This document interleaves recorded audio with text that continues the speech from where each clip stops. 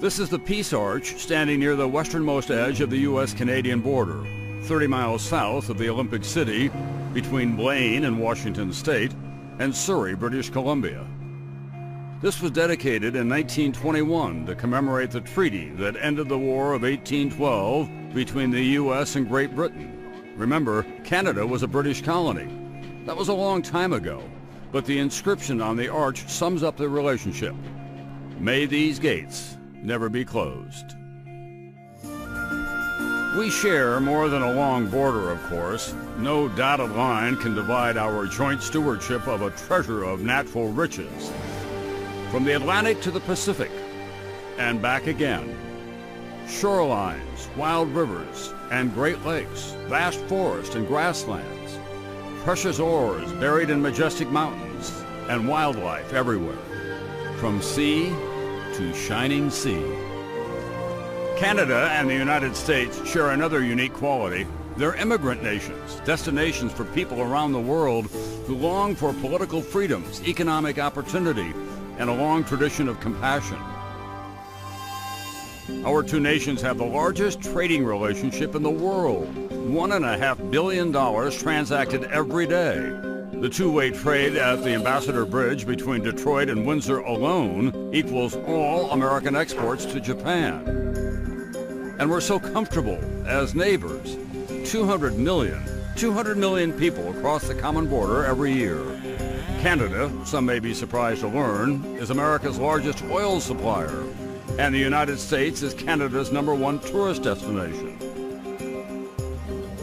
In a snapshot, Canada is a huge country, second largest in the world next to Russia, but its population is only about a tenth the size of the United States, 34 million, split into 10 provinces and 3 territories.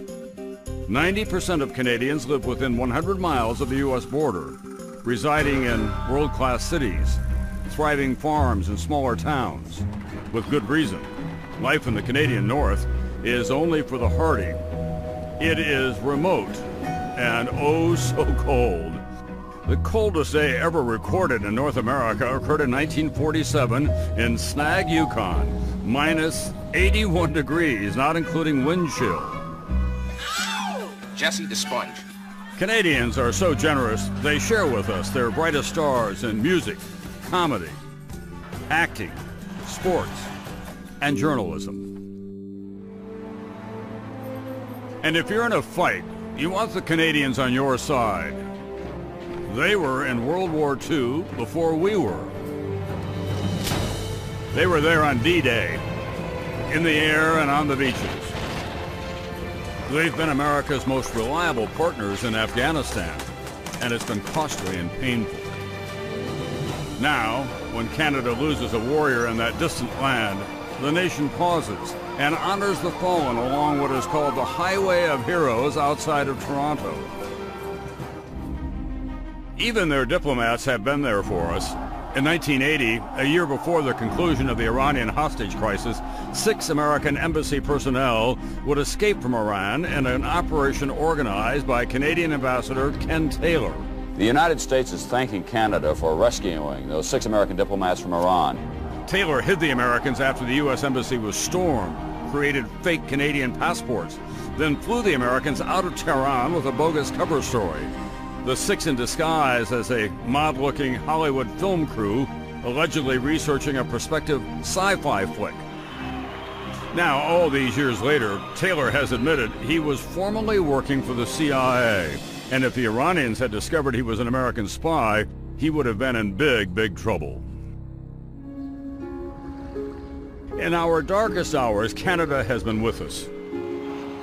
On September 11th, as the United States shut down its airspace, Canada instituted Operation Yellow Ribbon, landing 239 U.S.-bound flights with 33,000 passengers at 17 different Canadian airports.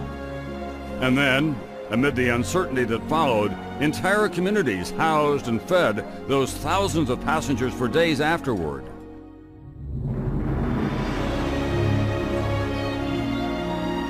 In the long history of sovereign neighbors, there never has been a relationship as close, productive, and peaceful as the U.S. and Canada.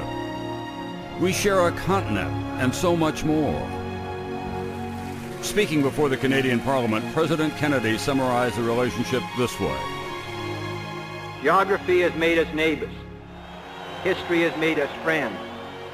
Economics has made us partners. And necessity has made us allies.